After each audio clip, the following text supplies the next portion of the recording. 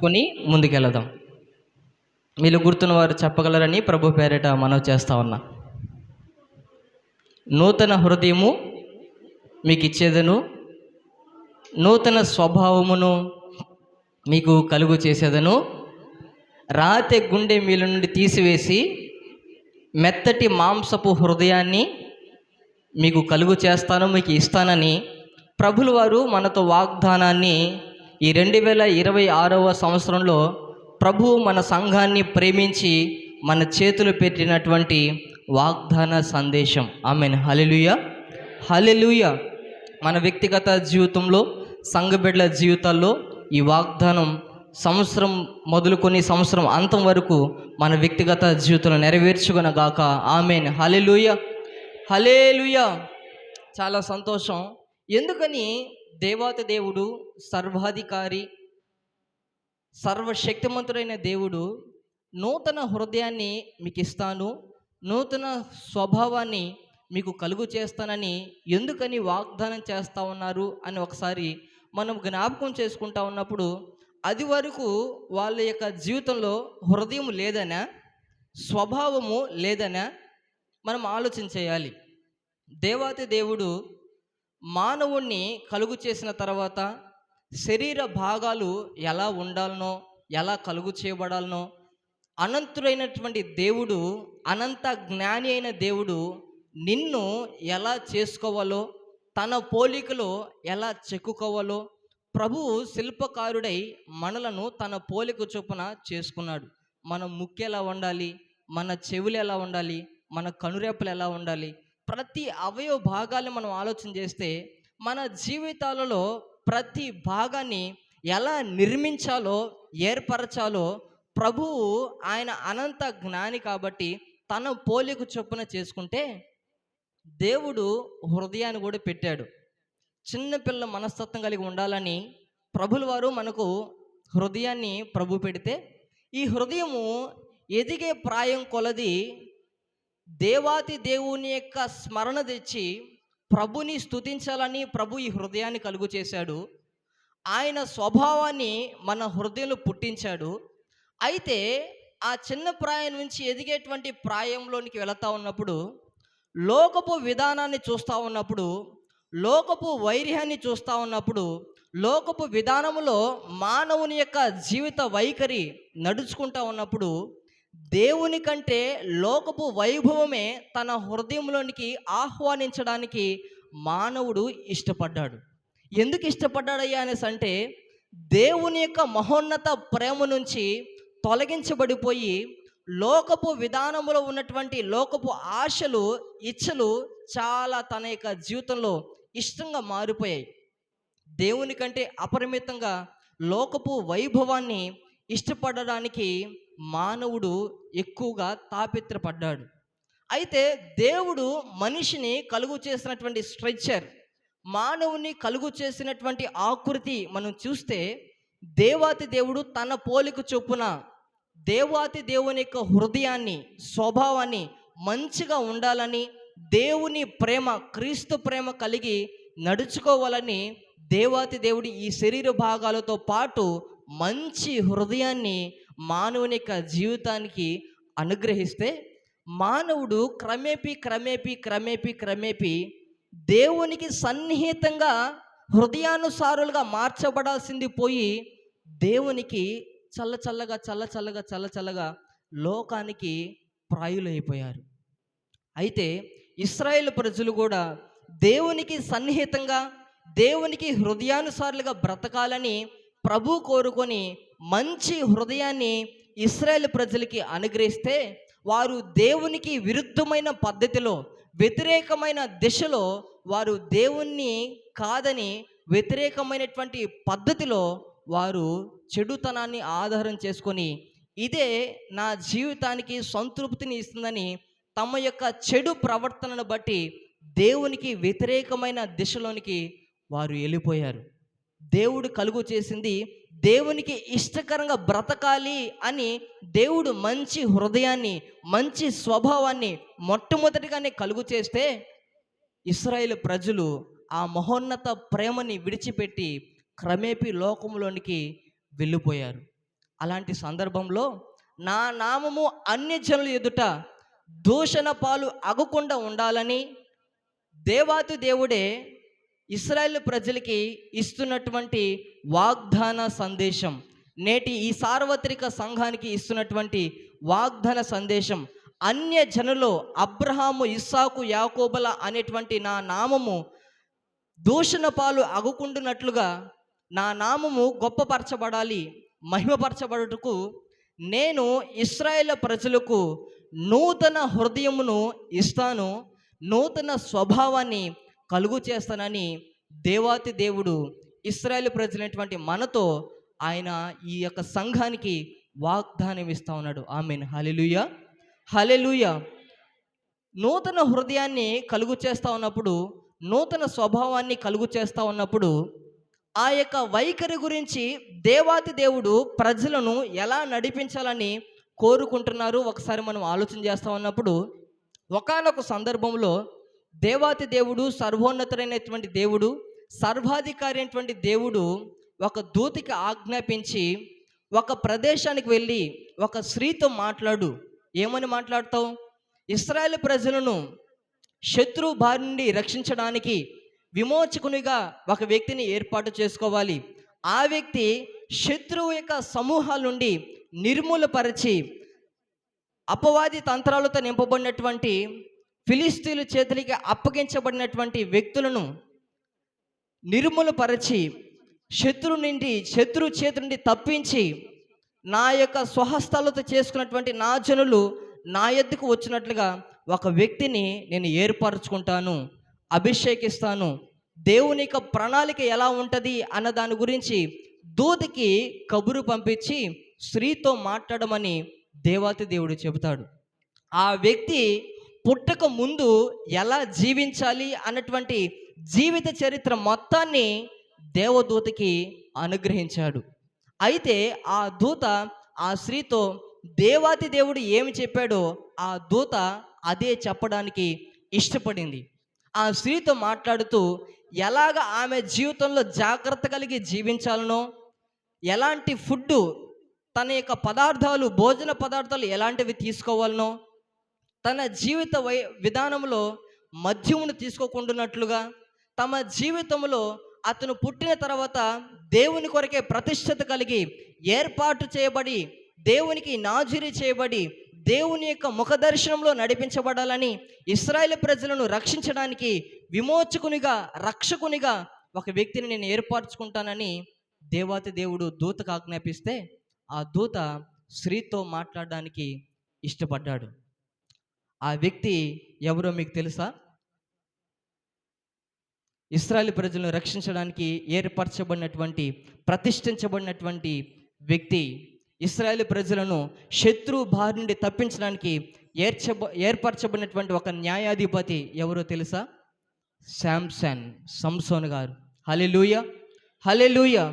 తన యొక్క జీవితంలో దేవుడు కలుగ చేసినటువంటి ప్రత్యక్షత, దేవుడు ఏర్పరిచినటువంటి పిలుపు, దేవుడు ఏర్పరచుకున్నటువంటి ప్రతిష్టత మహోన్నతమైనది. ఆ వ్యక్తి గురించి మనం ఆలోచన చేస్తూ ఉన్నప్పుడు, ఆ వ్యక్తి తల్లి గర్భంలో పడక ముందే దేవుని యొక్క ప్రణాళిక ద్వారా ఏర్పరచబడినటువంటి వ్యక్తి. ఆ దూత ఆ స్త్రీతో మాట్లాడేటువంటి విధానాన్ని ఒకసారి చూద్దామా? న్యాయాధిపతుల గ్రంథం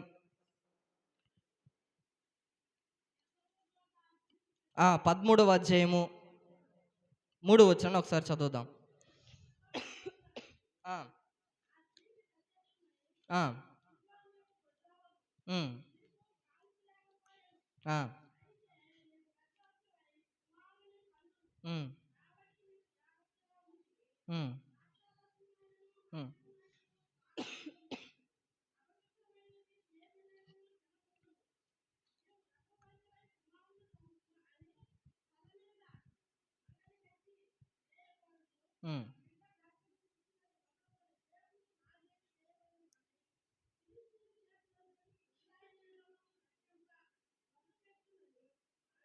ఆమెతో అనగా. హల్లెలూయా, హల్లెలూయా.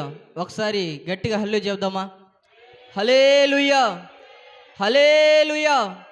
ఇక్కడ మనకు కనిపిస్తా ఉన్నటువంటి వివరణ మనకు చూస్తున్నట్లయితే, యెహోవా దూత మానోహు భార్య అయినటువంటి స్త్రీతో మాట్లాడుతున్నటువంటి ప్రత్యక్షతని మనం చూస్తా ఉన్నాం ఇక్కడ. ఆమె గొడ్రాలుగా ఉంది. దూత ఇక్కడ మనకు ఒక సేవకుడుగా ఉన్నాడు. సేవకుడు సంఘమైనటువంటి మనోహ అనేటువంటి భార్య అయినటువంటి సార్వత్రిక సంఘముతో మాట్లాడుతున్నటువంటి వివరణని మనం చూస్తా ఉన్నాం ఇక్కడ. దేవదూత అయినటువంటి సేవకుడు సంఘాన్ని హెచ్చరిస్తున్నటువంటి హెచ్చరిక ఎలా ఉందో తెలుసా? నీ జీవిత వైఖరిలో, నీ జీవిత పయనములో సంఘమా నీవు ఎలా ప్రవర్తించాలి, ఎలా ఈ లోకపు జీవితంలో లోకంలో బ్రతుకుతా ఉన్నప్పుడు ఎలా బ్రతకాలి, దేవుని కొరకై ఎలా ప్రతిష్టత కలిగి నడిపించబడాలి, దేవుని కొరకై ఎలా వైరాగ్యం కలిగి బ్రతకాలి, దేవునిని ఎలా వెంబడించాలి, దేవుని కొరకై నీవు ఎంతగా జాగ్రత్త పడాలి అన్నటువంటిది జాగ్రత్త గురించినటువంటి వివరణ సేవకుడైనటువంటి దూత సంఘానికి వివరిస్తూ ఉన్నాడు ఇక్కడ. హల్లెలూయా.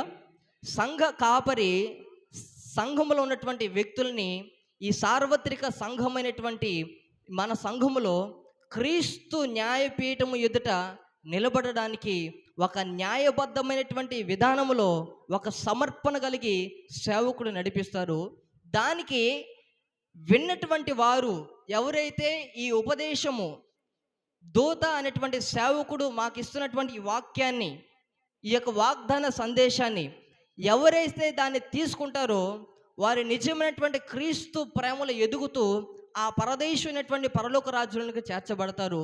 ఒకవేళ ఆ స్త్రీ అయినటువంటి సంఘము తీసుకొనట్లయితే, ఆ మాటలని పెడచెవని పెట్టినట్లయితే, ఏదో చెప్పారు కదా, నార్మల్ ఏమిలే, ఏదో చెప్పేసి వెళ్ళిపోయారులే అని ఒకవేళ ఆ యొక్క మాటని విశ్వసించలేకపోతే మన జీవితాల్లో ఆ పరలోకపు గౌని యొద్దకు కూడా వెళ్ళలేనటువంటి పరిస్థితుల్లోకి వెళ్ళిపోవచ్చు.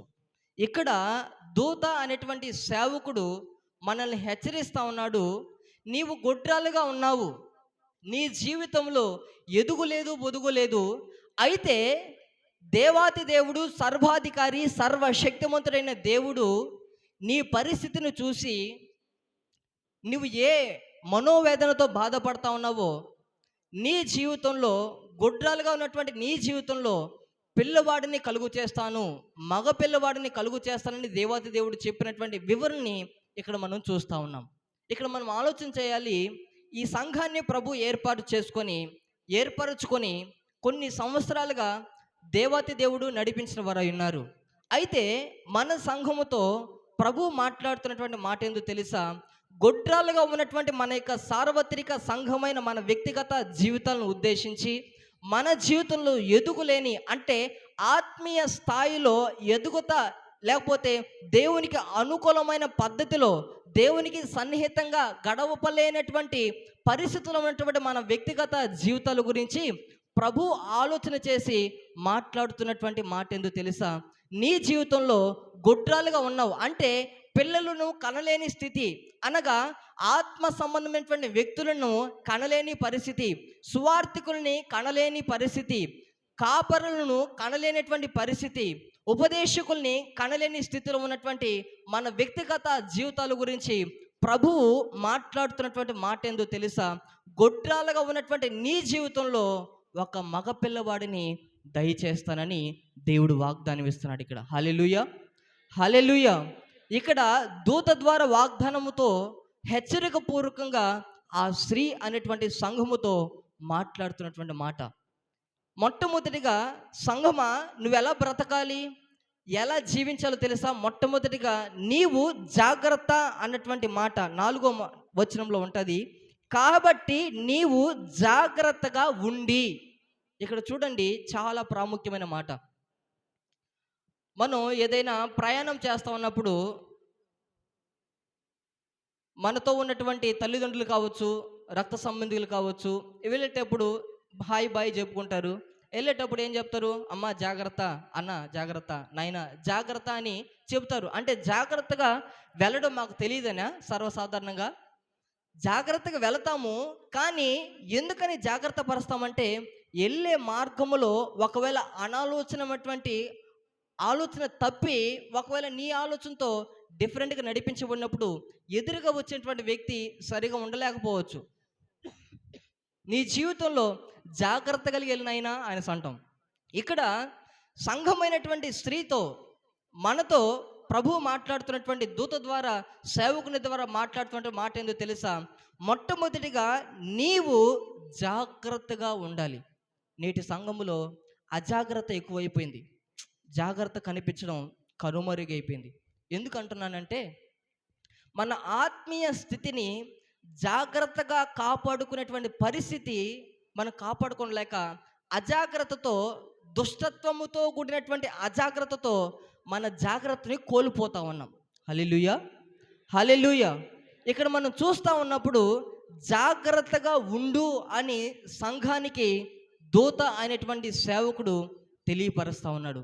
మన వ్యక్తిగత జీవితంలో ఒకవేళ అజాగ్రత్తగా మన కాళ్ళు వెళ్ళకూడని స్థానానికి వెళ్ళాయేమో, అజాగ్రత్తగా మన హృదయము ఆలోచించిందేమో, అజాగ్రత్తగా మన తలంపులు ఆలోచించుకునేటివి ఆలోచించాయేమో, మన హస్తాలు పట్టుకుండా ఉండవలసినవి పట్టుకున్నాయేమో అజాగ్రత్తతో.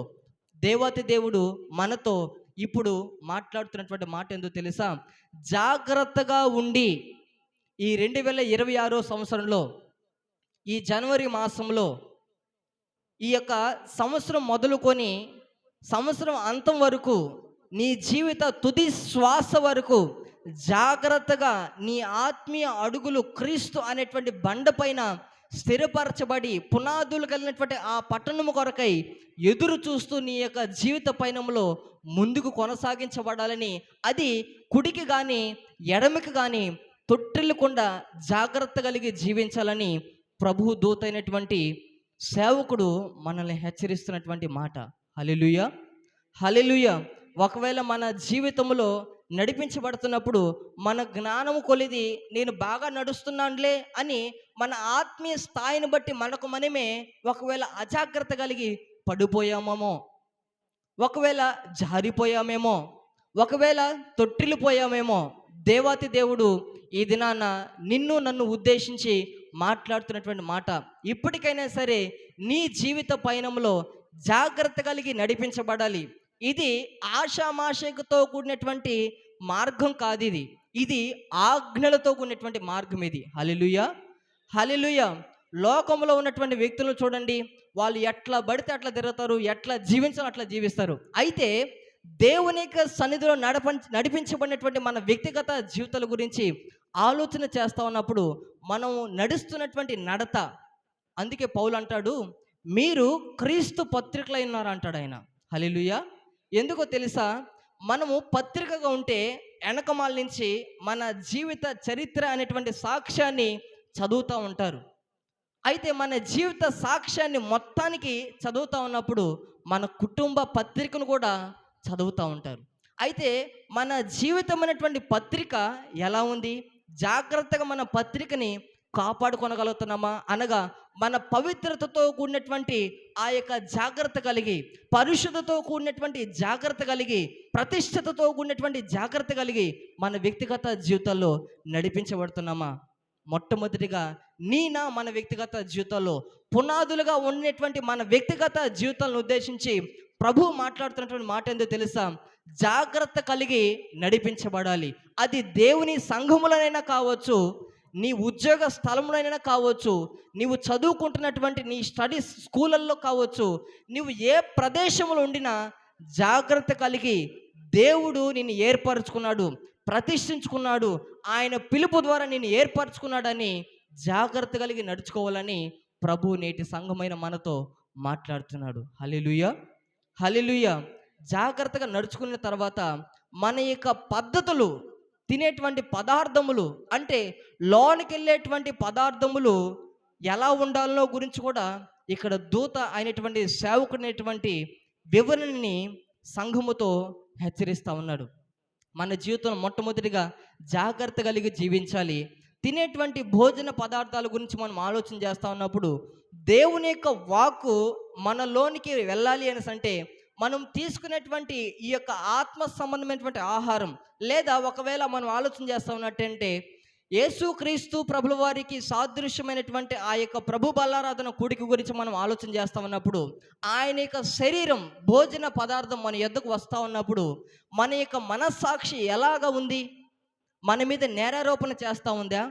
చేయకున్నటువంటి తప్పు చేశావు జాగ్రత్త అని చెప్తున్నప్పుడు మన జీవితంలో ఏం పర్వాలేదు, ఏం కాదులే అని పరిశుద్ధాత్మ దేవుని దుఃఖపరిచి ఆయన యొక్క శరీరాన్ని సింపుల్గా భయం లేక భక్తి లేక తీసేసుకుంటున్నామేమో. ఇక్కడ స్త్రీ అయినటువంటి సంఘముతో ప్రభు మాట్లాడుతున్నాడు, నీవు జాగ్రత్తగా ఉండాలి. నీవు తీసుకునేటువంటి భోజనం యేసు క్రీస్తు ప్రభుల వారి యొక్క శరీరాన్ని నువ్వు తీసుకుంటున్నప్పుడు ఆ శరీరాన్ని నువ్వు ఎలా ఆలోచన చేసి తీసుకుంటున్నావు? మంచి మనస్సాక్షి కలిగి, దేవుని యొక్క ముఖ దర్శనాన్ని చూస్తూ, దేవునికి ప్రతిష్టత కలిగి, దేవునికి సమర్పణ కలిగి, ఆయన ఉద్దేశాల ప్రకారం నడుచుకుంటూ, ఆయన ఏదైతే ఆజ్ఞాపించాడో ఆయన ఆజ్ఞలు కలిగినటువంటి మార్గంలో నడుస్తూ అప్పుడు ఆ భోజనాన్ని నీవు తీసుకోవాలి. నీ జీవితంలో ఏదేదో అనర్థమైనటువంటి భోజన పదార్థాలు తీసుకుంటే స్టమక్ పాడైపోద్ది, కడుపు పాడైపోద్ది. నీ జీవితంలో తీసుకోవాల్సినటువంటి ఆత్మీయ ఆహారాన్ని మనం భుజించాం, వ్యర్థమైనటువంటి వాటిని భుజిస్తాం. అనగా లోక సంబంధమైనటువంటి మాటలు మన యొక్క చెవులు దురద చెవులు కలిగి వినకూడినటువంటి మాటల్ని విని మన హృదయంలో చేర్చబడాల్సింది చేర్చబడక అనర్థమైనటువంటి అనాలోచనమైనటువంటి వేస్ట్ మాటలు, లోక సంబంధమైనటువంటి మాటలు మనం విని మన హృదయంలో దాన్ని తెచ్చుకుంటాం. ఆ క్రియ శరీర సంబంధమైనటువంటి క్రియగా మారిపోద్ది. అయితే నువ్వు తీసుకోవాల్సినటువంటి ఆహారం ఏంటో తెలుసా? ఆత్మ సంబంధమైనటువంటి దేవుని వాక్కుతో ఉన్నటువంటి వాగ్దాన సందేశాన్ని నువ్వు భుజించినప్పుడు, అనగా నీ హృదయం అనే పలక మీద దేవుని యొక్క వాగ్దాన సందేశాన్ని, వాక్యాన్ని రాసుకుంటున్నప్పుడు నీ జీవితంలో నూతనమైన కార్యములను ఆయన జరిగించాలని ప్రభు కోరుకుంటున్నాడు. ఇక్కడ హల్లెలూయా, హల్లెలూయా. ఇక్కడ మనం చూస్తూ ఉన్నప్పుడు అపవిత్రమైనది ఏది నీ జీవితంలోనికి రానివ్వకూడదని మూడవదిగా ఇక్కడ మనం చూస్తాం. అపవిత్రమైన దాన్ని తినకూడదు, ముట్టకూడదు, దాన్ని నువ్వు అసలు అసభ్యకరంగా చూడాలి. మన జీవితంలో దేవునికి వ్యతిరేకమైన దిశలో వచ్చేటువంటి పాప సంబంధమైనటువంటి క్రియలు, అది లోక సంబంధమైనటువంటి క్రియ, అది ఏదైనా కావచ్చు. అది శరీరాశ సంబంధించమైనది కావచ్చు, నేత్ర ఆశకు సంబంధించమైనది కావచ్చు, జీవపు డమ్మముతో కూడినది కావచ్చు, మరి ఇంక ఏదైనా సరే అది మన జీవితంలోనికి పాప సంబంధమైనది మన ఎద్దుకు వస్తూ ఉన్నప్పుడు దాన్ని అపవిత్రమైనదిగా చూసి దానికి సన్నిహితంగా నడుచుకొనక దాన్ని దూషించి దాని నుంచి మనం పక్కకి రావాలని ప్రభు కోరుకుంటున్నాడు. అపవిత్రపరచేది వాటి ఏదైనా సరే మన ఆత్మీయ జీవితానికి వ్యతిరేకమైన దిశలో నడిపించేది, అది ఏదైనా సరే మన యొద్దకు రాకుండానట్లుగా మన జీవితంలో పవిత్రతతో ఉన్నటువంటి పరిశుద్ధతలో నడిపించబడాలంటే క్రీస్తు ప్రేమ ద్వారానే మనం నడిపించబడతాం. ఎప్పుడు తెలుసా? ఆయన వాక్కు మన హృదయంలో పదిలిపరుచుకుంటున్నప్పుడే. హల్లెలూయా, హల్లెలూయా. అక్కడ మనం చూస్తున్నట్లయితే ఇతను ఇశ్రాయేలు ప్రజలను రక్షించడానికి, అతను తల్లి గర్భంలో పుట్టకముందే అతను దేవుని కొరకే ప్రతిష్ఠించబడి నాజూరి చేయబడి, ఎంత గొప్ప మాటలండి. మనం చూస్తూ ఉన్నప్పుడు దేవుడు ఇక్కడ చాలామంది పెద్దవాళ్ళు కనిపిస్తున్నారు, యవ్వనస్తులు కనిపిస్తున్నారు, చాలామంది చిన్నపిల్లలు కనిపిస్తున్నారు. ఇక్కడ మనం చూస్తే దేవుడు ఒక వ్యక్తిని కలుగు చేసుకుంటా ఉన్నప్పుడు తన ఆలోచనలో దేవాతి దేవుడు, మహోన్నతుడి దేవుడు ప్రతి ఒక్కరిని తన స్వభావ సిద్ధిగా తన ఆలోచన ద్వారా ఆయనకి ఇష్టం వచ్చినట్లుగా మనల్ని చేసుకున్నాడు. అయితే ఆయనకి ఇష్టం వచ్చినట్లుగా బ్రతకాలని, ఆయన కొరకే ప్రతిష్టత కలిగి బ్రతకాలని, ఆయన కొరకే నాజూరు చేయబడి బ్రతకాలని, మన వ్యక్తిగత జీవితాల్లో ఆయన కొరకై మన జీవితాల్లో ముందుకు కొనసాగించబడాలని ప్రభు కోరుకొని దేవుడు ఈ భూమి మీదకి, ఈ వరుగుండ ప్రాంతానికి, ఈ క్రీస్తు కృపా షాలం మినిస్ట్రీ ప్రార్థన మందులోనికి నిన్ను నడిపిస్తే మన వ్యక్తిగత జీవితాలు ఎలా ఉన్నాయి?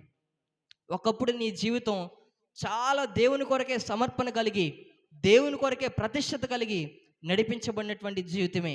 అయితే ఇప్పుడున్నటువంటి సిచ్యువేషన్లో, ఇప్పుడున్నటువంటి పరిస్థితుల్లో నీ జీవితం దేవుని కొరకే ప్రతిష్టత కలిగి నడిపించమనేటువంటి ఆ మొదటి దినాల గురించి ఆలోచన చేస్తూ, ఈ దినాల గురించి ఆలోచన చేస్తూ కంపేర్ చేసుకో. దేవునికి నేను ఇంకా దగ్గరగా నాజూరు చేయబడినటువంటి ప్రతిష్టత కలిగి దేవుని కొరకు ఏర్పరచబడి దేవునికి అనుకూలమైనటువంటి పద్ధతిలో నడిపించబడతా ఉన్నానని నీ జీవితంలో ఇలా అనిపిస్తూ ఉందా?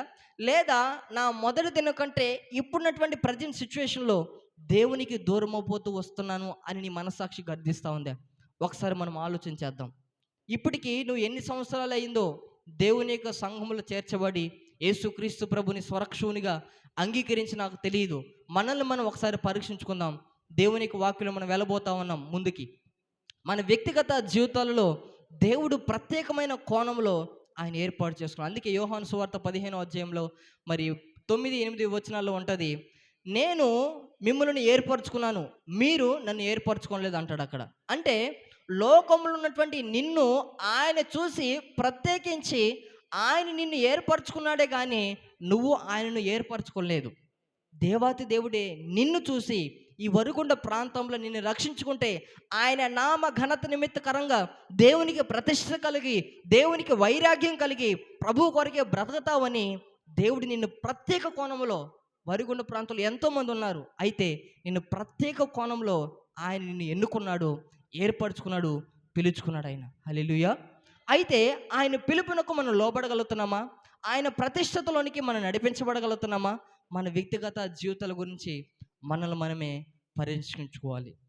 అయితే సంసోను ఎట్టకేలకు పుట్టాడు. దేవాతి దేవుడు సర్వాధికారి ఆయన ఆలోచన ద్వారా ప్రభు ఎలా అయితే వాగ్దానాన్ని దూత ద్వారా స్త్రీతో ప్రకటన చేశాడో ఆ వాగ్దానం ఆ యొక్క నెరవేర్పు జరిగిన తర్వాత సంసోను పుట్టిన తర్వాత బాలుడుగా తన జీవితం నడిపించబడుతూ ఇమ్మీడియట్లీ తన జీవితాన్ని యవ్వన ప్రాయంలోనికి తీసుకెళ్తున్నటువంటి సన్నివేశాన్ని డైరెక్ట్గా పరిశుద్ధాత్మ దేవుడు వాక్యంలో లెక్కించాడు. ఆయన తిమ్నాతుకు పోతా ఉన్నాడు. ఆయన జీవితంలో బాలుడుగా ఉన్నప్పుడు ఉపదేశ క్రమంలో నడిపించబడుతున్నాడు. ఆయన యొక్క వ్యక్తిగత జీవితంలో ఎలా దేవుని కొరకే ప్రతిష్టత కలగాలో తల్లిదండ్రులు చూపుతున్నటువంటి ఉపదేశ క్రమంలో నడిపించబడుతున్నాడు. ఎలా బ్రతకాలనో, దేవుని కొరకే ఎలా సమర్పణ కలిగి బ్రతకాలనో, దేవుని కొరకే ప్రతిష్టత కలగాలనో అన్ని విధానాలు నేర్చుకుంటున్నాడు. యవ్వన ప్రాయంలోనికి వచ్చేసరికి సంపత్ తన వ్యక్తిగత జీవితంలోనికి తన యొక్క జీవితంలో ముందు కొనసాగించబడాల్సినటువంటి ప్రాయంలోనికి వెళుతూ ఉన్నప్పుడు అతని జీవితంలో నేను దేవుని కొరకే ప్రతిష్టత కలిగినటువంటి వ్యక్తిని, దేవుని కొరకే సమర్పణ కలిగినటువంటి వ్యక్తిని, నా జీవితాలను క్రీస్తు అనేటువంటి బండ పైన స్థిరపరచుకోవాలి అనేటువంటి ధోరణిలో నడిపించబడవలసినటువంటి ఈ సంసోను జీవితాన్ని గురించి మనం ఆలోచన చేస్తూ ఉన్నప్పుడు ఆయన యొక్క వ్యక్తిగత జీవితంలో కొంచెం కొంచెంగా ఆయన సహవాసం మారిపోతూ ఉంది. మన వ్యక్తిగత జీవితాల్లో దేవుని కొరకు బ్రతకి దేవునితో సహవాసం కలిగి జీవించాలని దేవుడు నేను ఈ ప్రాంతంలో ఈ సంఘములు ఏర్పరచుకుంటే మనము ఎవరితో సహవాసం చేస్తూ ఉన్నామనేది చాలా ప్రాముఖ్యం. ఒక మాటను చదువుకుందాం. న్యాయాధిపతుల గ్రంథం 14వ అధ్యాయం మొదటి వచనాన్ని చదువుకుందాం. సంసోను తిమ్నాతుకు వెళ్ళి తిమ్నాతులో ఫిలిష్తీయుల కుమార్తెలో ఒకతను చూచెను. అతడు తిరిగి వచ్చి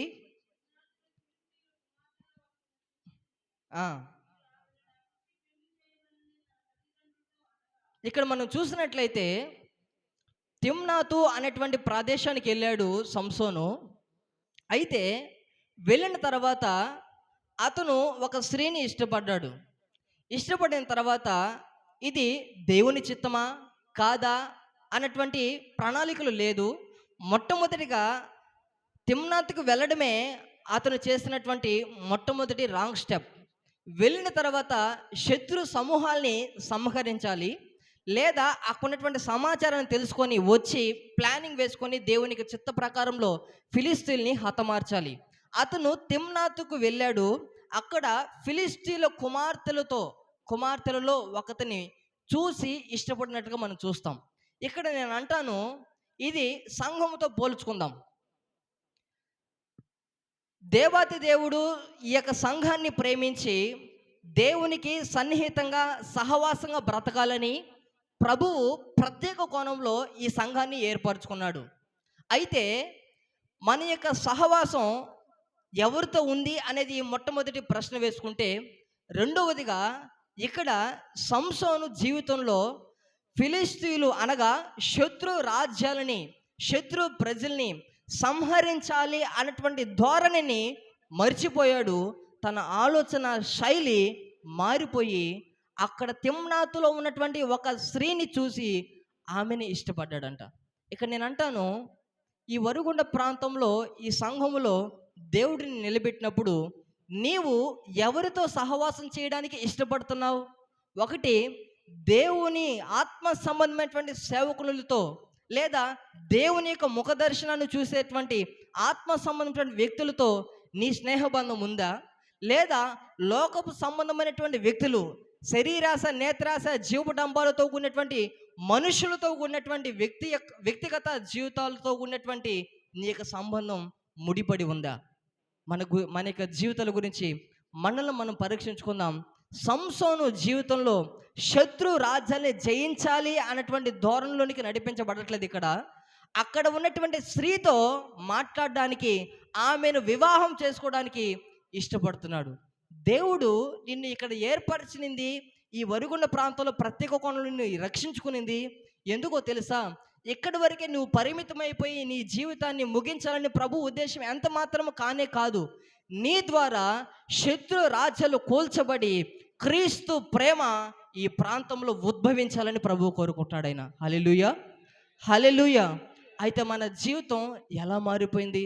ఒకప్పుడు సంసోను జీవితం ప్రతిష్టత కలిగి, సమర్పణ కలిగి, దేవుని కొరకే నాజూరు చేయబడి నడిపించబడాలని, ప్రభువు కొరకే వైరాగ్యం కలిగి బ్రతకాలని ప్రత్యేక కోణంలో దేవుడు ఎన్నుకుంటే సంసోను జీవితంలో ఆ ప్రతిష్టతను మర్చిపోయాడు, ఆ ఏర్పాటును మర్చిపోయాడు, ఆ పిలుపును మర్చిపోయాడు. ఒకవేళ మన వ్యక్తిగత జీవితంలో దేవునికి సంఘంలో కూర్చున్న మన వ్యక్తిగత జీవితంలో ఆయన ప్రేమను మర్చిపోయావేమో. అనగా దేవునికి సన్నిహితంగా బ్రతకాల్సినటువంటి ఆ యొక్క సన్నిహితమైనటువంటి దేవుని సన్నిధిని అనుభవించేటువంటి ఆ ప్రసన్నతని మనం కోల్పోతూ దూరంగా దేవునికి వెళ్ళిపోతా ఉన్నామేమో. దేవుడు ఈ దినాన మనతో మాట్లాడుతున్నాడు. దేవునితో కలిసి దేవునికి సన్నిహితంగా సహవాసం కలిగి బ్రతకాలని, శత్రు రాజ్యాలను కోల్చాలని, నీ ద్వారా గొప్ప పని చేయాలని ప్రభు కోరుకుంటున్నాడు. హల్లెలూయా, హల్లెలూయా. మన జీవితంలో ఇలానే సైలెంట్గా కూర్చుంటే కుదరదు. మన ద్వారా ప్రభు యొక్క రాజ్య స్థాపన జరగాలని ప్రభు కోరుకుంటున్నాడు ఆయన. హల్లెలూయా, హల్లెలూయా. నా విమోచకుడా, సజీవుడా, వివరించగలనా నీ కార్యముల్. అందరు కలిసి పాడదామా? నా విమోచకుడా, సజీవుడా, వివరించగలనా నీ కార్యముల్. సింహముల గుహలోనైనా క్షేమమివ్వగలవు, సింహముల గుహలోనైనా క్షేమమివ్వగలవు. నేను నా కన్నులారా చూచెదను, నేను నా కన్నులారా చూచెదను. నీవన్నీయు నావే, నీ వారసుడను నేనే. నీవన్నీయు నావే, నీ వారసుడను నేనే. క్షేమకాలములున కన్నులార చూచెదను, క్షేమకాలములున కన్నులార చూచెదను. నేను నా కన్నులారా చూచెదను, నేను నా కన్నులారా చూచెదను. నేను నా చూచెదను. నేను గ్రహింపలేని గొప్ప కార్యముల్ నీవే నా ఎడల. ఆమేన్. మనస్ఫూర్తిగా నేను గ్రహింపలేని గొప్ప కార్యముల్ నీవే నా ఎడల చేయగలవు. అగ్నిగుండమైన ఆహ్లాదకరమే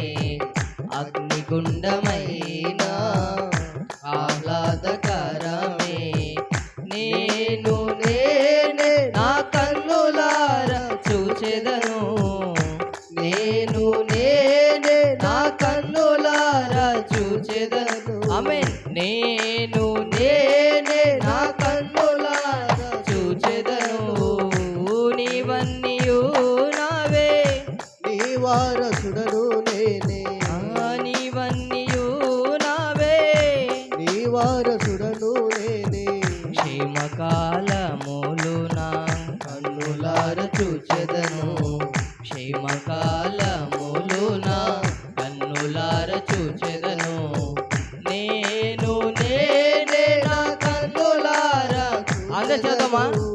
నేను నేనే నా కన్నులారా చూచెదను, నేను నేనే నా కన్నులారా చూచెదను, నేను నేనే నా కన్నులారా చూచెదను, నేను నేనే నా కన్నులార నా చూచెదను. కన్నులారా చూచెదను. ఆమేన్. హల్లెలూయా, హల్లెలూయా. ఇక్కడ సంసోను యొక్క జీవితంలో తిమ్నాతుకు వెళ్ళి ఫిలిస్తీన్లలో ఒక అమ్మాయిని చూసి ఆమెను వివాహం చేసుకోవాలని తల్లిదండ్రుల్ని ఆతృత పెడతా ఉన్నాడు. తల్లిదండ్రులు ఎంతగా చెబుతా ఉన్నా విననల్లనటువంటి పరిస్థితి. అనగా తల్లిదండ్రులు అనగా దేవుని యొక్క సేవకులు చెబుతున్నటువంటి మాటని సంఘము వినలేకపోతా ఉంది. దేవుడు సంసోన్ని ప్రత్యేక కోణంలో ఎన్నుకుంటే సేవకునిగా, న్యాయాధిపతిగా ఇశ్రాయేలు ప్రజల్ని ప్రత్యేక కోణంలో రక్షించడానికి ఏర్పరచుకుంటే ఇప్పుడు చేయకున్నటువంటి పనిని చేయడం వల్ల తల్లిదండ్రులైనటువంటి సేవకులు విశ్వాసి అయినటువంటి సంసోన్ని హెచ్చరించేటువంటి పరిస్థితిలోనికి మారిపోయాడు. All to reverse. ఇక్కడ సంసోను న్యాయాధిపతిగా ఏర్పరచబడ్డాడు. పరిస్థితి ప్రభావాన్ని బట్టి విశ్వాసులోనికి అనగా కింద స్థాయిలోకి వెళ్ళిపోతా ఉన్నాడు. అంటే విశ్వాసులు తక్కువ స్థాయి నా ఉద్దేశం కాదు. ఇక్కడ సేవకుడు ప్రత్యేకించబడేటువంటి వ్యక్తిగా ఉన్నాడు. అయితే సంసోను ఆ యొక్క ప్రతిష్టతని, ఏర్పరచబడినటువంటి ప్రత్యక్షతని మర్చిపోయి తన జీవితంలో ఆలోచించుకున్నటువంటి వ్యతిరేకపు ఆలోచన, శత్రు రాజ్యాన్ని సంహరించాల్సింది పోయి వ్యతిరేకమైనటువంటి దిశలోనికి అనగా దేవుని యొక్క సన్నిహిత సహవాసానికి దూరం అయిపోయేటువంటి దుస్థితిలోనికి సంసోను వెళ్ళిపోతా ఉన్నాడు. మన వ్యక్తిగత జీవితాల్ని ఆలోచన చేసుకోవాలి. మనం నిజంగా ఏర్పరచబడినటువంటి వారం. అయితే ఏర్పరచబడినటువంటి మన వ్యక్తిగత జీవితాల్లో దేవుని కొరకే ప్రతిష్ఠిత కలిగి నడిపించబడుతున్నామా, లేదా లోక సంబంధించినటువంటి మనుషులకి మన యొక్క సమయాన్ని హెచ్చించి వారితో సన్నిహితంగా గడిపి వారి అలవాట్లను మనము కొని తెచ్చుకుంటున్నామా? ఇక్కడ ఒక్కసారిగా జరిగినటువంటి సన్నివేశం కాదు ఇది. అతను వివాహం చేసుకోవాలి అన్నటువంటి హైపిక్లోనికి వెళ్ళాడు అని మనం ఆలోచన చేస్తూ ఉన్నప్పుడు తన ఆలోచన శైలి ఎంతగా మారిపోయింది. ఒక్కసారిగా మనిషి పాపంలో ఒకేసారి పడిపోడు. మెల్లమెల్లగా అవకాశం ఇవ్వడం ద్వారా పాపంలో పడిపోవడానికి అనగా లోక సంబంధమైనటువంటి వైరంలోనికి పడిపోవడానికి ఇష్టపడతాడు. మన జీవితంలో ఒక్క చిన్న అవకాశమే మన జీవితాన్ని పతన స్థితిలోనికి దారి తీసేస్తుంది. మనం చేసే చిన్న డాట్ మన జీవిత పరిశుద్ధతని నాశనం చేయడానికి ఇష్టపడుతుంది. ఇక్కడ మనం చూస్తే ఏదైనా సరే ఒక చిన్న వైట్ పేపర్ మనం తీసుకుంటే ఇక్కడ చాలా ప్యూర్ వైట్గా కనిపిస్తుంది. దీంట్లో కనుక నేను ఒక చిన్న డాట్ పెడితే ఇంత పెద్ద వైట్ పేపర్లో మీకు ఏం కనిపిస్తుంది అని నేను అడిగితే దీంట్లో ఒక మచ్చ కనిపిస్తుందని మీరు చెప్పగలుగుతారు. దీంట్లో ఒక బ్లూ ఇంక్ కనిపిస్తుందని చెప్పగలరు. ఈ యొక్క తెల్ల పేపర్ అంతా మర్చిపోతారు. మీ కనుషైగా ఈ యొక్క బ్లూ ఇంక్ పైకే పడిపోద్ది.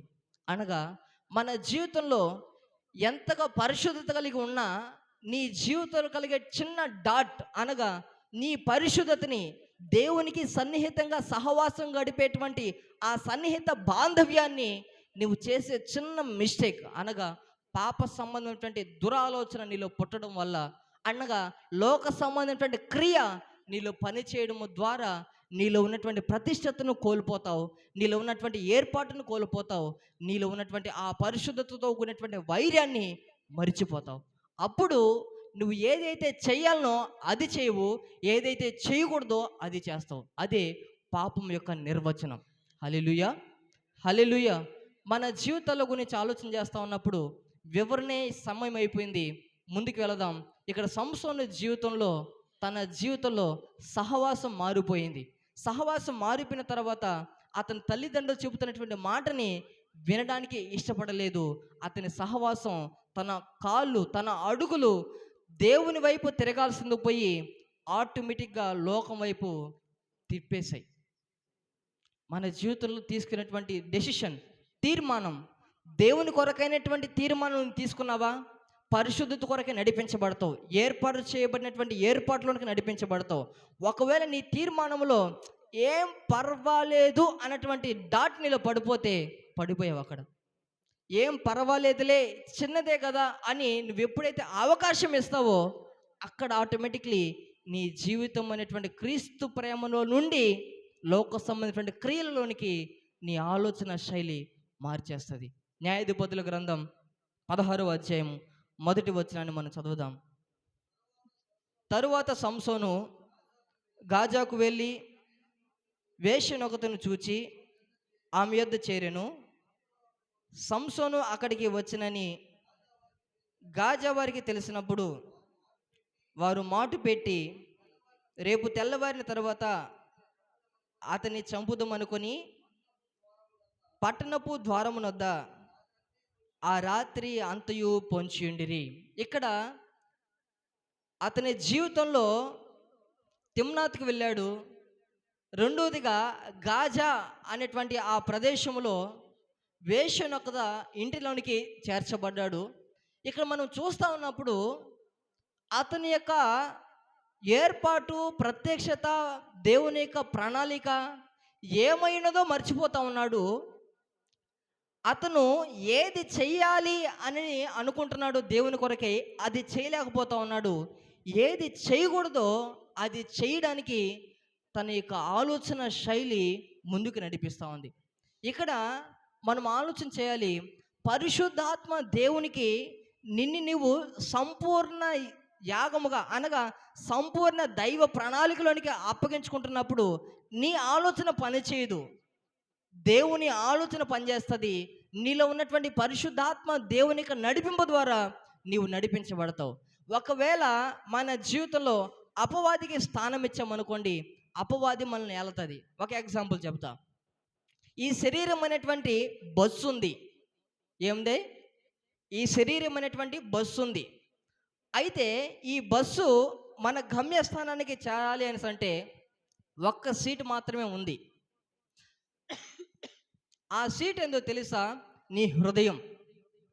ఈ హృదయంలో ఇద్దరికి మాత్రమే స్థానాన్ని ఇస్తావు. ఆ సీట్లో కూర్చునేటువంటి ఆ ప్రదేశంలో ఇచ్చిన తర్వాత నీ మనస్సాక్షి అనేటువంటి గమ్యస్థానాన్ని నీవు చేరాలి. 3 విషయాలు చెప్పా. శరీరం అనేటువంటి బస్సు, హృదయం అనేటువంటి సీటు, మనస్సాక్షి అనేటువంటి గమ్యస్థానం 3. అయితే ఈ శరీరం అనేటువంటి బస్సుకు ముందుకు వెళ్ళాలి అనేసి అంటే డ్రైవర్ సీట్లో ఒక్కరు మాత్రమే కూర్చునేటువంటి పరిస్థితి. అది నీ జీవితంలో దేవాతి దేవుడికైనా అవ్వచ్చు, అపవాదికైనా కావచ్చు. నీ జీవితంలో మార్గాన్ని 2 పెడతా ఉన్నాడు. అది జీవ మార్గమా, నరక మార్గమా? అయితే నీ జీవితంలో దేవాతి దేవునికి నీవు అవకాశం ఇచ్చి దేవుని కొరకు నేను బ్రతకాలి, ఆయనకు మాత్రమే నేను స్థానం ఇస్తానని నీవు దేవుని యొక్క మార్గంలో నడవాలి అని నీ శరీరాన్ని ఆయన యొక్క సమర్పణ కలిగినటువంటి హృదయం కలిగి ఆయనకు మాత్రమే నీ హృదయం అనేటువంటి సీట్లోనికి నువ్వు ఆహ్వానించినట్లయితే మనస్సాక్షి అనేటువంటి గమ్యస్థానం అంటే చేరవలసినటువంటి మార్గం గమ్యస్థానానికి దేవాతి దేవుని నడిపిస్తాడు.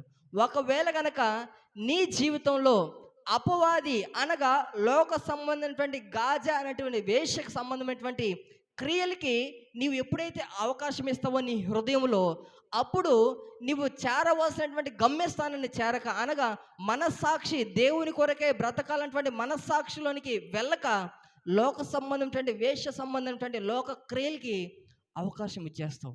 మరి నీ యొక్క హృదయం అనేటువంటి ఈ యొక్క సీట్లో ఎవరికి స్థానం ఇచ్చావు? ఒకటి దేవునికి లేదా అపవాదికి. మనల్ని మనం పరీక్షించుకుందాం. మన వ్యక్తిగత జీవితాల్లో దేవాతి దేవుడు ఈ హృదయాన్ని ఇచ్చాడు. దేవుడు కొత్త స్వభావంతో నడిపించాలనుకుంటున్నాడు. అయితే ఈ హృదయంలో దేవునికి స్థానం ఇచ్చావా, ఆయన నిన్ను గమ్యస్థానం, మనస్సాక్షి అయినటువంటి గమ్యస్థానానికి నిన్ను చేరుస్తాడు. ఒకవేళ లోక సంబంధమైనటువంటి క్రియలకి, నీ జీవితంలో అపవాది సంబంధమైనటువంటి క్రియలకి నీవు స్థానం ఇచ్చావా, లోక సంబంధమైన క్రియలతో నరకాగ్నిలోకి వెళ్ళిపోతావు. ఏది నీ మార్గం, నువ్వే ఎంచుకో. ఇక్కడ సంసోను జీవితంలో లోక సంబంధమైనటువంటి క్రియల వైపు, వేశ్య సంబంధమైనటువంటి క్రియల వైపు, ఆ గాజా ప్రాంతంలో వెళ్ళకున్నటువంటి స్థలాలకి ఇవ్వకున్నటువంటి స్థానాన్ని ఇచ్చేస్తా ఉన్నాడు. ఇంకా చెప్పాలనేసి అంటే ఆవరణము, పరిశుద్ధ స్థలము, అతి పరిశుద్ధ స్థలం.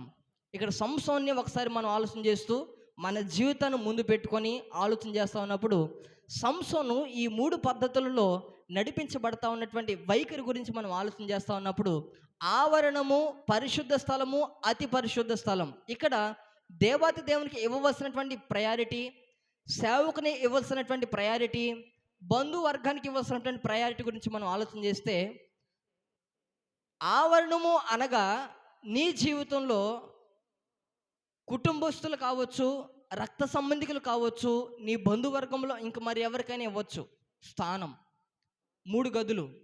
పరిశుద్ధ స్థలం అనగా నిన్ను ఆత్మీయ స్థితిలో నిలబెట్టేటటువంటి నాయకులు, ఉపదేశకులు, కాపరి, స్వార్థికులు అనగా నిన్ను ఆత్మ సంబంధంగా ప్రోత్సహించే సేవకుల్ని నీవు పరిశుద్ధ స్థలంలో పెట్టుకోవాలి. ఈ హృదయమైనటువంటి కోవెలలో నువ్వు పెట్టుకోవాల్సినటువంటి స్థానాలు.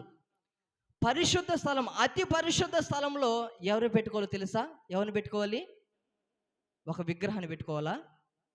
దేవాతి దేవుడు నిన్ను అతి పరిశుద్ధ స్థలంలో ఎవరు పెట్టాలని ప్రభు కోరుకుంటున్నాడు తెలుసా?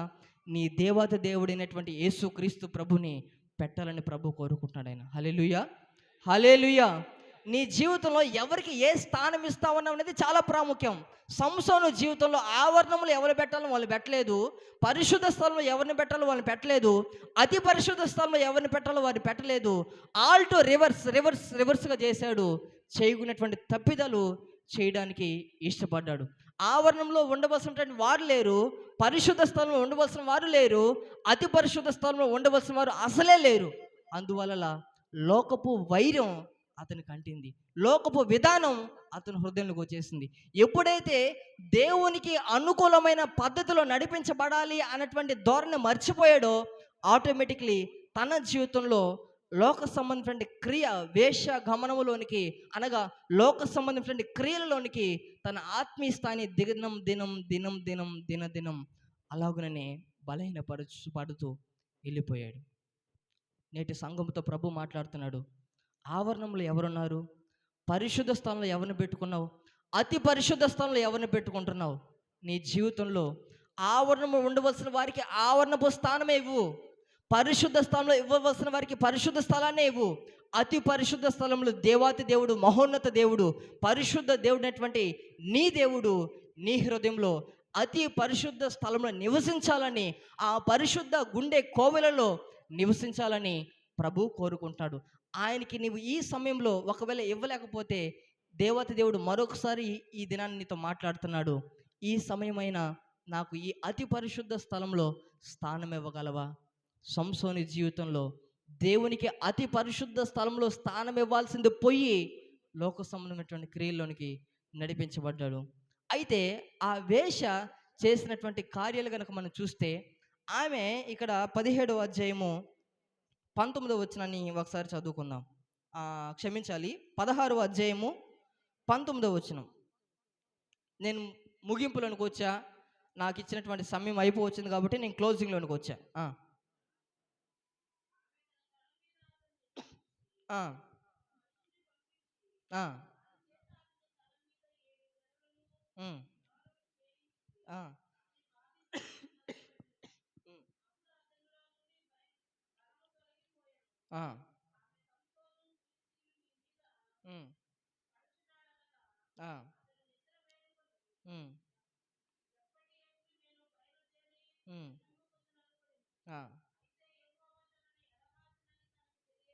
ఇక్కడ మనం చూసినట్లయితే ఆ వేశ్య సంసోనుని తన యొక్క తొడ మీద నిద్ర పుచ్చినట్లుగా మనం చూస్తాం.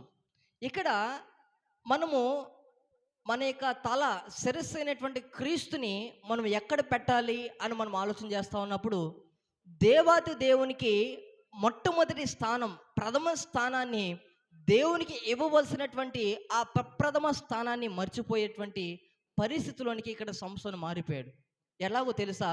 అతను ఎవరితో సహవాసం చేయాలనో వారితో సహవాసం చేయలేదు, అతను ఎక్కడ ఉండాలనో అక్కడ ఉండలేదు, ఎలాగ బ్రతకాలనో అలా బ్రతకడం లేదు. చిట్ట చివరిగా అతను చేసినటువంటి చాలా చెడ్డ కార్యం ఏదో తెలుసా? ఆయన ఉండవలసినటువంటి తల దేవునికి ముఖదర్శనం అనగా ఇశ్రాయేలు ప్రజలను ఏర్పరచబడి, అంటే ప్రత్యక్షతలోనికి దుష్టుల అనగా లోక సంబంధించినటువంటి క్రియల ఫిలిష్యుల చేతుల నుండి తప్పించబడడానికి దేవుడు ఏర్పరిచేసినటువంటి తలగా దేవుడు నిలబెడితే, ఆ తలని ఎక్కడిచ్చాడో తెలుసా? వేశ్య చేతులను పెట్టేశాడు, వేశ్య తొడ మీద పెట్టేశాడు. ఎప్పుడైతే తన జీవితాన్ని తన యొక్క పతనా స్థితిలోనికి ఎలా నడిపించబడ్డాడో తెలుసా? తన యొక్క తల అనగా తన యొక్క ఆలోచన శైలి మొత్తం లోక సంబంధించినటువంటి క్రియల్లోనికి, నిద్రబూచేటువంటి పరిస్థితిలోనికి అపవాదిగాడు తీసుకెళ్ళిపోయాడు. హల్లెలూయా, హల్లెలూయా. ఇక్కడ మనం ఆలోచన చేయాలి. మనం ఇచ్చేటువంటి చిన్న ఆలోచన మనల్ని ఎంతగా దారి తీస్తూ ఉందంటే, నిద్రపుచ్చేటువంటి పరిస్థితిలోనికి, నిద్రపోయేటువంటి పరిస్థితిలోనికి సంసోను వెళ్ళిపోయాడు అని మనం ఆలోచన చేస్తే, అతను ఎంతగా భక్తిల నుండి, ప్రతిష్టతల నుండి, సమర్పణల నుండి ఎంతగా నిద్రపోయే స్థాయిలోనికి వెళ్ళిపోయాడు అంటే, తన జీవితం ఎంతగా బలహీనపరచబడిపోయింది. అది వరకు ఎంతగానో ఫిలిస్తీయులని హతమార్చినటువంటి సంసోను ఒక్కసారిగా 1000 మంది వస్తే, గాడిద దవడ, పచ్చి దవడ ఎముకను తీసుకొని 1000 మందిని హతమార్చినటువంటి ఈ సంసోను, సింహమును ఒక్కసారిగా మేకపిల్లిని చీల్చినట్టుగా చీల్చినటువంటి సంసోను, తన జీవితంలో ఎంతోమంది శత్రు సమూహాలని తన చేతులతో నిర్మూలన చేసినటువంటి సంసోను ఇప్పుడు ఎక్కడ ఉండకూడదో అక్కడ ఉండిపోవడానికి ఇష్టపడ్డాడు. తన తలని ఎవరికి ఇవ్వకూడదో వారికి ఇచ్చేసి నిద్రపోయే పరిస్థితి అనగా తన జీవితంలో బలహీనమైనటువంటి ఘట్టంలోనికి నడిపించబడడానికి ఆయన యొక్క ధోరణ నడిపించబడేసింది. నేను అంటాను, నేటి సంఘము కూడా ఇలానే మారిపోయింది. అనగా దేవుని యొక్క ఉర్జీవపరచబడేటువంటి ఆత్మను ఆర్పకుడి అని దేవుడు హెచ్చరిస్తూ ఉంటే, మన జీవితంలో ఆయన ఆత్మను ఆర్పేసి మనం నిద్రపోయే పరిస్థితుల్లోనికి వెళ్ళిపోయాం. అనగా ఉర్జీవంలో నుండి చల్లబడిపోయేటువంటి పరిస్థితుల్లోనికి నడిపించబడిపోయాం. నీ సమర్పణ ఏంది? నీ భక్తి ఏంది? నీ వైరాగ్యం ఏంది? ఒకప్పుడున్నటువంటి దేవుని కొరకే ప్రతిష్ఠిత కలిగి నడిపించబడినటువంటి ఆలోచన ఎక్కడ మారిపోయింది? ఎందుకు వల్ల నీ యొక్క జీవితంలో క్రీస్తు ప్రేమ నుండి దూరపరచబడిపోయావు? ఇక్కడ సంసోను తన జీవితంలో వేశ్య తొడ మీద నిద్రపోయాడు. అక్కడ ఆమె చేయవలసినటువంటి పనిని చేయడానికి ఇష్టపడింది. ఏందో తెలుసా? మంగళమని పిలిపించింది, 7 క్షౌరములు చేయించింది. స్మాష్. దేవుని యొక్క బలాన్ని కోల్పోయాడు సంసోను. నీవు దేని వలన దేవుని యొక్క బలాన్ని కోల్పోయావు? దేవుని కొరకే బలవంతులుగా మార్చబడాలని ప్రభు కోరుకుంటే నీ బలాన్ని ఎక్కడ పెట్టేశావు? నీ శక్తిని ఎక్కడ దారపుచ్చుతున్నావు? నీ శక్తిని ఎక్కడ వెళ్ళపుచ్చుతున్నావు? దేవుడు తన కొరకే ప్రతిష్ఠత కలిగి, బలము కలిగి, వైరాగ్యం కలిగి బ్రతకాలని ప్రభు ప్రణాళికలు ఏర్పరచుకుంటే ఆయన యొక్క బలాన్ని వేశ్య చేతిలో పెట్టేశాడు. అనగా లోక సంబంధమైన క్రియల్లోనికి నడిపించేసుకున్నాడు. అయితే యెహోవా అతన్ని ఎడబాసినని అతనికి తెలియలేదండి. ఎంతటి దౌర్భాగ్యం! దేవాతి దేవుడు నేను చూసి, నువ్వు చేస్తున్నటువంటి క్రియలను బట్టి పరిశుద్ధాత్మ దేవుడు లోన నుండి ఏడుస్తూ ఉన్నాడు, బాధపడుతున్నాడు, మదన పడుతున్నాడు. నా బిడ్డ ఏంది ఇలా మారిపోయాడు? దేవుని కొరకు ప్రతిష్టత కలిగి ఏర్పరచబడినటువంటి ఈ వ్యక్తి నేను ప్రత్యేక కోణంలో ఏర్పరచుకున్నానే, ఎన్నుకున్నానే. ఎందుకని? ఉర్జీవంతో నడిపించబడినటువంటి వ్యక్తి ఉర్జీవం నుండి చల్లార్చి పడిపోయి దేవునికి ప్రేమ నుండి, నా ప్రేమ నుండి తొలగిపోతూ ఉన్నాడే అని దేవుడు చాలా బాధపడిపోయి నీ హృదయమైనటువంటి గుండె కోవుల నుంచి ఆయన ఏడుస్తున్నాడు. ఆయన హెచ్చరిస్తాడు, అరే అది చేయదు నానా, ఇలా బ్రతుకు అని ప్రతిసారి నేను హెచ్చరిస్తాడు. మనమే ఆయన హెచ్చరికని మనం లోబడం. మన జీవితాల గురించి ఆలోచన చేస్తే ఆయన జీవితంలో ఎక్కడ ఉండాలనో అక్కడ ఉండలేదు, ఎక్కడ తల ఇవ్వాలనో వ్యతిరేకమైన దిశలో ఆయన తలని ఇవ్వడం వల్ల నిద్రపోయిన తర్వాత, క్షౌర్యం చేయబడిన తర్వాత దేవుడు అతన్ని వదిలిపెట్టేశాడు. ఆ యొక్క స్త్రీ అంటుంది, సంసోను, ఫిలిస్తీన్లు నీ మీద పడుచున్నారనగా అతడు నిద్ర మేలుకొని ఎప్పటికి ఎట్లు నేను విడజమ్ముకుందునని అనుకున్నాడు.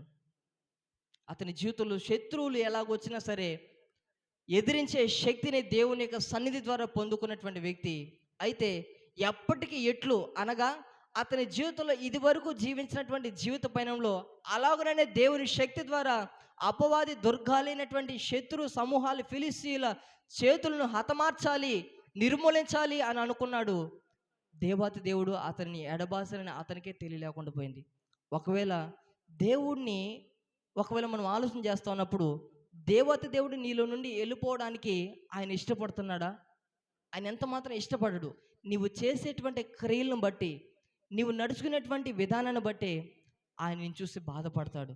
ఒక్కసారి యేసు క్రీస్తు ప్రభుల వారిని స్వరక్షకునిగా మీ హృదయంలో ఆహ్వానిస్తే, అంటే నా పాపముల కోసం ఆయన రక్తాన్ని చిందించాడు, ఆయన మరణాన్ని చేయించి తిరిగి లేచాడని ఎవరైతే తన హృదయంలో పాప క్షమాపణ మారు మనసు నిమిత్తమై బాప్తిస్మపు అనుభవం నడిపించబడతారో వారి జీవితంలో యేసుక్రీస్తు ప్రభువును అంగీకరించినటువంటి తొలి దినం నుండి ఆయన మీ గుండె కోవెలలో నివసించడానికి ఇష్టపడతారు. అయితే నువ్వు చేసేటువంటి అసభ్య క్రియలను బట్టి ఆయన బాధపడతాడు, హెచ్చరిస్తాడు, బుద్ధి చెప్పడానికి ఇష్టపడతాడు. అయితే మనము ఆయనను ఎక్కువ శాతం ఆయన బాధపరచడానికే ఇష్టపడతాం.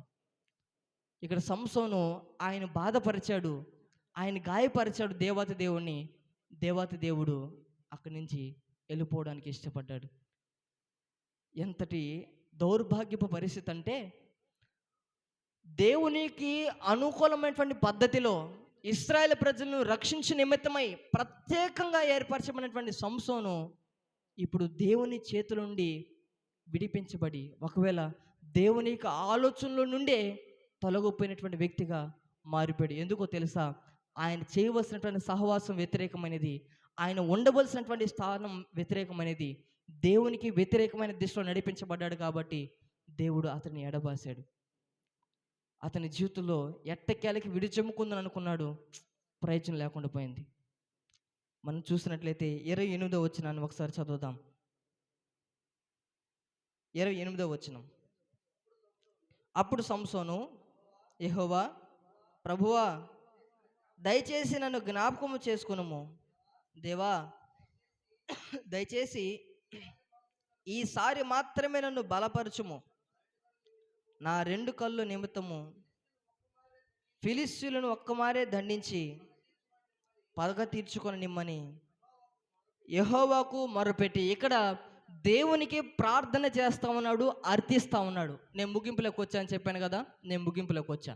ఇక్కడ దేవుని యొక్క పాదాల చెంత అర్థించడానికి ఇష్టపడుతున్నాడు.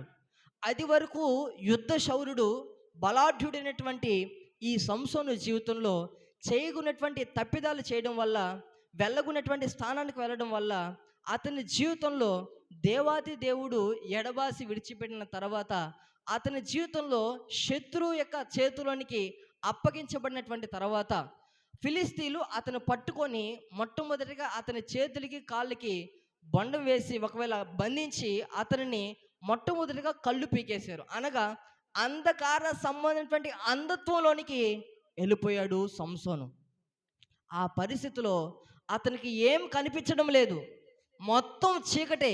అది వరకు వెలుగుగా నడిపించబడినటువంటి సంసోను దేవుడు ఎడబాసిన తర్వాత తన కన్నులు అంధత్వంలోనికి వెళ్ళిపోయి, అనగా తన యొక్క శరీర భాగం మొత్తం అంధకార సంబంధించినటువంటి క్రియలతో నింపబడిపోయింది.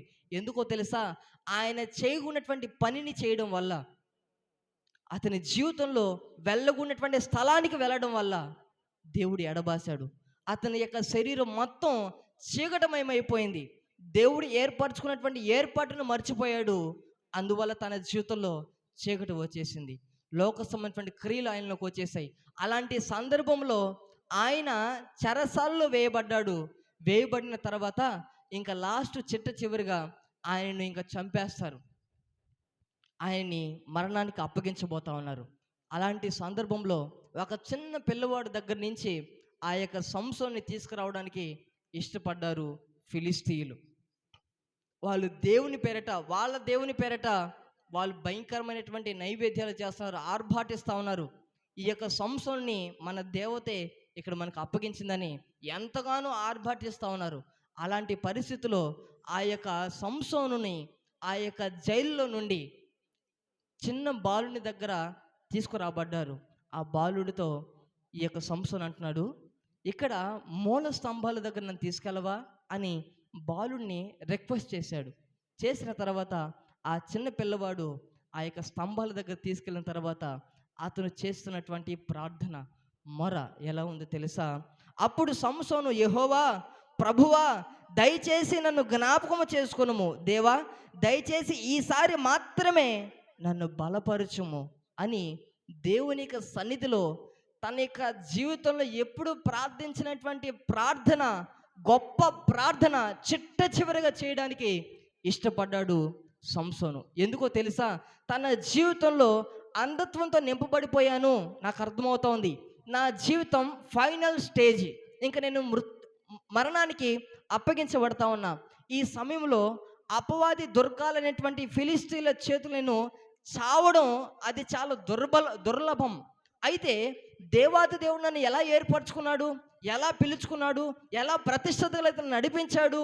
ఆయన ప్రతిష్టతల నుంచి నేను కోల్పోయానే, ఆయన ప్రణాళికల నుండి నేను దూరం అయిపోయానే, ఆయన యొక్క సంకల్పంలోని బొత్తిగా నేను వెనకమాలికి వెళ్ళిపోయానే అని తన జీవితాన్ని గురించి ఒక్కసారి జ్ఞాపకం చేసుకొని, ప్రభువా ఎంతోమందిని హతమార్చిన చేతులు ఇయ్యి, నా కన్నులు ఎంతోమందిని చూసి నా యొక్క జీవితంలో చేయలేనటువంటి గొప్ప పనులను ఈ చేయి ద్వారా చేయించావు, మీ శక్తి ద్వారానే కదా.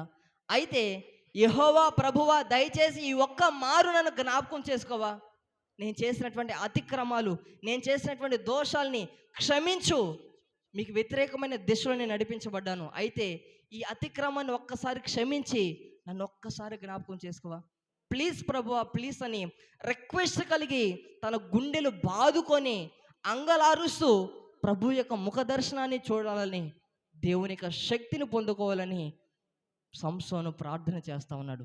అది వరకు బలాఢ్యుడే బలహీనుడైపోయాడు, అది వరకు బలవంతుడే బలహీనపరచబడిపోయాడు.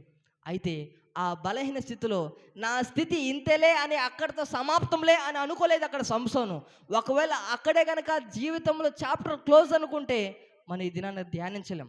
సంసోను జీవితాన్ని గురించి ఆలోచన చేస్తే ఆ చిట్ట చివరి ప్రాయంలో కూడా అంధత్వంతో నింపబడాను అని గ్రహించి తన జీవితంలో నా బలం కాదు ఆయన బలమే నాకు కావాలి, నా శక్తి కాదు ఆయన శక్తే నాకు కావాలి, నా జ్ఞానం కాదు ఆయన జ్ఞానమే కావాలి, నా యొక్క ఆలోచన ఏది కాదు ఆయన కృప మాత్రమే కావాలని ఆయన కృప పైన ఆనుకోవడానికి ఇష్టపడ్డాడు.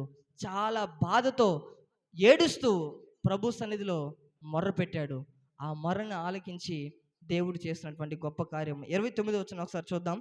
ఆ గుడికి ఆధారంగా ఉన్న 2 మధ్య స్తంభములలో ఒకదాన్ని కుడి చేతను ఒకదాన్ని ఎడమ చేతను పట్టుకొని, ఇక్కడ మనం చూస్తే కుడి చేత్తో ఎడమ చేత్తో స్తంభాలను పట్టుకోవడానికి సంసోను అక్కడ ఇష్టపడుతున్నాడు. అనగా కుడి చేతితో తన జీవితంలో దేవుని కొరకే ప్రతిష్టత కలిగి ఎంతమందిని నేను హతమార్చగలిగానో ఆ కుడి చేతిని చూడగలుగుతా ఉన్నాడు. అనగా తన జీవితంలో ఆ శక్తిని చూడగలుగుతున్నాడు. అంధత్వంతో ఉన్నాడు, కన్నులు ఊడవేయబడ్డాయి, అయినప్పటికీ ఆయన శక్తిని జ్ఞాపకం చేసుకుంటున్నాడు.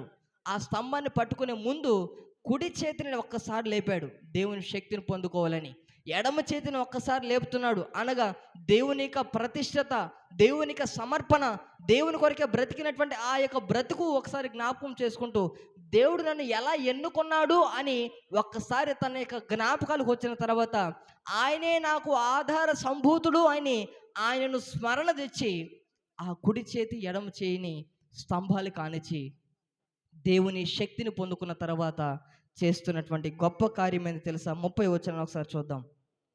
నేనును ఫిలిస్తీయులను చనిపోదుము గాక అని చెప్పి బలముతో వంగినప్పుడు ఆ గుడి ఆ సర్దారుల మీదను దానిలోనున్న జనులందరి మీదను పడెను. మరణకాలమున అతడు చంపిన వారి శవముల లెక్క జీవిత కాలమందు అతడు చంపిన వారి లెక్క కంటే ఎక్కువయ్యెను. హల్లెలూయా, హల్లెలూయా. ఇక్కడ తన జీవిత క్లోజింగ్లో చేస్తున్నటువంటి గొప్ప పని, దేవుని యొక్క సహాయంపై, దేవుని కృపపై, దేవుని యొక్క మహోన్నతమైనటువంటి ఆ యొక్క సన్నిధిని అనుభవిస్తూ అతను చేస్తున్నటువంటి గొప్ప పని ఏందో తెలుసా? ఫిలిస్తీయుల్ని హతమార్చడానికి ఆయన శక్తి సరిపోలేదు. అప్పుడు దేవుని సహాయం కోరిన తర్వాత దేవుడు మరలా ఆయనకి బలమును దయచేసిన తర్వాత అక్కడ చేసినటువంటి గొప్ప పని ఏందో తెలుసా? సంసోను దేవుని శక్తిని పొందుకున్నాడు. అది వరకు దేవునికి బలహీనమైనటువంటి పరిస్థితులు నడిపించబడ్డాడు. ఎప్పుడైతే ఆ బలహీనతను తను గ్రహించి దేవుడే నాకు శక్తిని దయచేసేవాడని ఆయన కృపను ఆశ్రయించుకున్నాడు, అప్పుడు దేవుడు శక్తిని దయచేసి ఆయన ఎప్పుడైతే ఆ కుడి ఎడమ చేతిని పట్టుకొని ఆ మూల స్తంభాలని త్రోసాడో, దేవుని శక్తిని పొందుకొని త్రోయబడిన తర్వాత అతను జీవించినటువంటి జీవిత కాలం లెక్క కంటే అప్పుడు చంపినటువంటి జీవితకాలపు లెక్క 3000 కంటే పైన ఉన్నటువంటి ఫిలిస్తీయుల్ని సంహరించగలిగే శక్తిని ప్రభు దయచేశాడు ఆయన. హల్లెలూయా, హల్లెలూయా. ఇక్కడ మనం ఆలోచన చేస్తా ఉన్నప్పుడు దేవాతి దేవుడు తన యొక్క జీవితంలో ప్రత్యేక దశలో నూతనమైన హృదయముతో, నూతనమైనటువంటి స్వభావముతో, నూతనమైనటువంటి క్రియతో కూడినటువంటి విధానముతో నడిపించబడడం మనం చూస్తాం. అది వరకు తన జీవితంలో రాతి బండగా, తన జీవితంలో దేనికైతే స్థానం ఇవ్వకూడదో లోక సంబంధమైనటువంటి రాతి బండకి అవకాశం ఇచ్చాడు.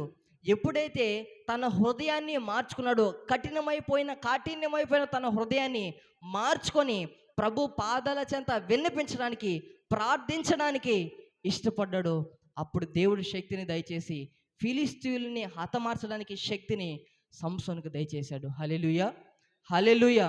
ఇక్కడ నేను అంటాను, ఒకవేళ గనక సంసోను ఆ కఠినపు హృదయముతోనే నడిపించబడి ఉంటే అతని జీవితం మార్చబడి ఉండదు, శత్రువుని సంహరించుండేవాడేం కాదు.